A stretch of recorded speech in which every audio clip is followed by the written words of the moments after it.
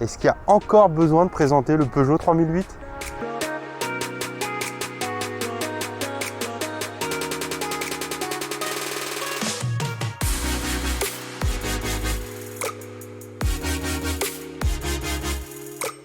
Et oui, ça fait maintenant depuis 2016, 5 ans, 5 longues années qu'on connaît le Peugeot 3008.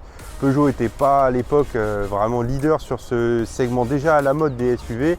Et d'un coup, ils sont arrivés, pam, ils ont tout raflé, ils ont tué le game avec ce 3008.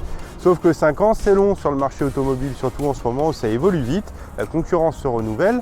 Donc là, on arrive au petit coup de bistouri de mi-carrière. On va regarder ensemble les évolutions et est-ce que ça suffit pour faire de lui encore le leader pour les prochaines années.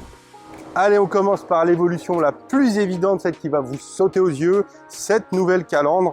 Et oui, quand il est sorti le 3008, c'était très beau, hein, on le trouvait déjà très dynamique, mais avec les années, il a pris un petit coup de vieux, et puis la nouvelle 208 est sortie, la nouvelle 2008 sont sorties, et il fallait coller à la nouvelle identité, notamment avec ces jolis crocs sur les côtés. Donc c'est chose faite sur le restyling, et en plus de ça, il y a ce que j'appelle moi la tendance actuelle à vouloir fondre les calandres. Et là, c'est très réussi puisqu'on a cette calandre chromée, horizontale, qui vient se fondre dans le pare-choc, dans les optiques, voilà, qui nous fait un bandeau unique. Là où l'ancien 3008, on avait un jonc chromé un peu plus old school. Là, c'est très moderne, c'est très réussi sur la partie avant. Et petit détail très sympa, le logo 3008 maintenant s'aborde fièrement sur le capot, un petit peu la touche rétro qu'ils font depuis la nouvelle 508. À son lancement en 2016, le 3008 proposait déjà une assez large palette de motorisation avec des niveaux de puissance différents, mais c'était uniquement du thermique, essence, diesel. Il faut vivre avec son temps, les normes, le malus se durcissent. Donc, comme la plateforme EMP2 permet l'électrification, on a aujourd'hui la version hybride rechargeable. Ici 225 chevaux, elle existe aussi en 300 chevaux 4 roues motrices, mais je pense que déjà 225 ça irait pas mal. Ça permet de faire, si vous la chargez bien sûr le soir à la maison, il ne faut pas oublier de la charger, 50 km en full électrique et d'avoir un cycle combiné autour des 2 à 4 litres. Si vous ne la rechargez pas, ce sera plutôt autour des 6 litres. Par contre, sur le reste de la carrosserie, il n'y a pas grand chose qui change. Le côté, c'est exactement le même. Là, il n'y a rien qui change. Il y a une option Black Pack maintenant qui est disponible, mais là, on ne l'a pas. Et à l'arrière, pareil, rien qui change. Le seul détail différent, ce sont ces feux qui ont exactement la même forme, les 3 griffes pareil, sauf que maintenant, à l'intérieur, il y a ce petit côté 3D un petit peu holographique qui est assez sympa, qui lui redonne une petite touche de modernité en plus. Un petit mot sur le coffre. Et là, c'est un petit peu comme à l'arrière. C'est bien, c'est pas le plus grand de la catégorie. On a un espace correct, mais qui est quand même un petit peu mangé par les batteries. À l'arrière, rien ne change. On a toujours nos prises USB. On a un confort relativement bon. C'est pas le plus grand des SUV. Il y a dans la catégorie certains qui font un petit peu mieux en termes d'espace à bord. Donc si vous avez une grosse famille, c'est pour moi le 3008, c'est pas forcément le meilleur. Mais quand même, regardez, avec mon réglage avant, on a quand même suffisamment de place à l'arrière. À l'intérieur, pareil, pas beaucoup de changements. Ce qui faisait la force du 3008 reste en place. Ces sièges et cette position de conduite excellente. Le iCockpit, alors moi personnellement je suis pas fan, mais je sais que ça plaît à beaucoup de monde, cet environnement assez enveloppant. Moi je préfère, comme dans le Tucson, quelque chose de plus épuré, mais si vous aimez quelque chose de un peu plus sportif et un peu plus prenant, le 3008 garde ses forces. Le petit volant toujours qui est là, ce petit gimmick Peugeot depuis quelques années.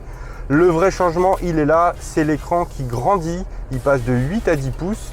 C'est pareil, il avait pris un petit coup de vieux, c'était vraiment le petit point faible ces dernières années par rapport à la concurrence. Donc là, il grossit et surtout, il a un avantage, c'est que sur l'ancienne version, pour avoir les réglages de clim, il fallait nécessairement appuyer là pour changer sa clim. Maintenant, si vous êtes sur le menu audio, la clim est toujours accessible sur les côtés, donc on gagne un petit peu en ergonomie.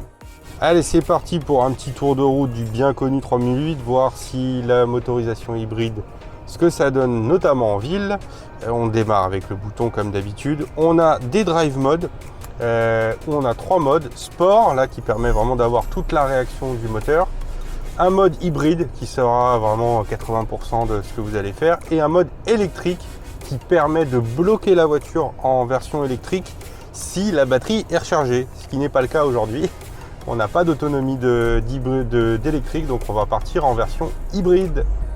Et on retrouve le petit joystick de la boîte auto, toujours la boîte EAT, une boîte Aisin, une très bonne boîte. Elle était déjà très bonne en version thermique, je pense qu'elle va faire aussi bien le job en version hybride. C'est une boîte qui est très douce, assez réactive. Ouais, c'est vrai que Peugeot a toujours été très mauvais sur les boîtes de vitesse. Et avec ce 3008, avec l'arrivée de l'EAT, ils sont vraiment revenus au niveau de la concurrence sur les transmissions. Bon, écoutez, je connais bien la version essence 180 chevaux. J'ai l'impression d'avoir la même voiture, honnêtement. Je retrouve le même agrément, la même douceur à bas régime, à basse vitesse en ville. On sent pas trop l'intervention de l'hybride, probablement parce qu'elle n'est pas chargée. Mais je pensais que même pas chargée, elle se comporterait un peu plus comme une hybride façon Toyota, et c'est pas le cas. Elle passe pas trop en électrique.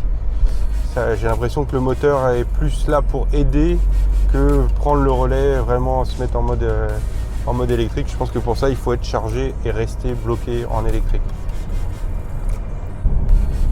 Allez, on arrive un petit peu sur les petites routes et c'est là qu'on retrouve tout ce qui fait le charme, le sel de ce 3008, c'est son dynamisme. Et je dois avouer que l'hybride apporte un petit plus par rapport aux 180 chevaux.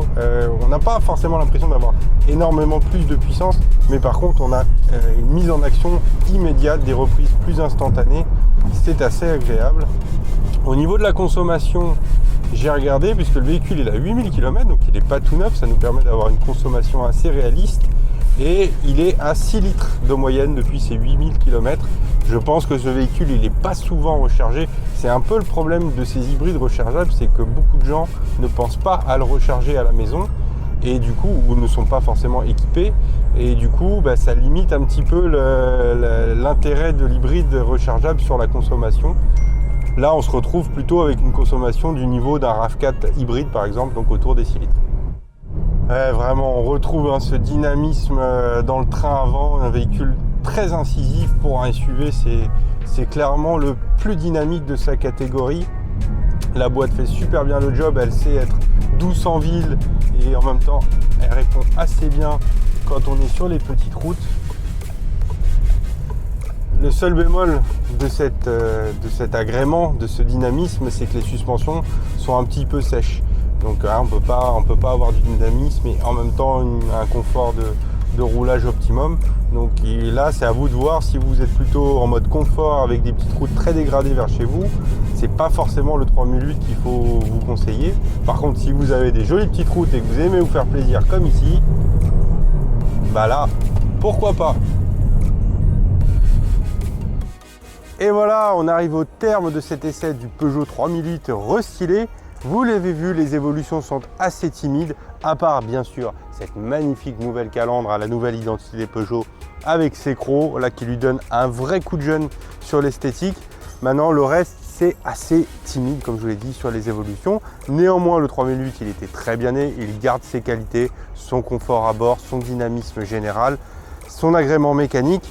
Donc ça devrait lui permettre de tenir jusqu'au renouvellement total en 2023-2024. Donc le 3008, si vous cherchez un SUV plutôt sportif, vous pouvez y aller.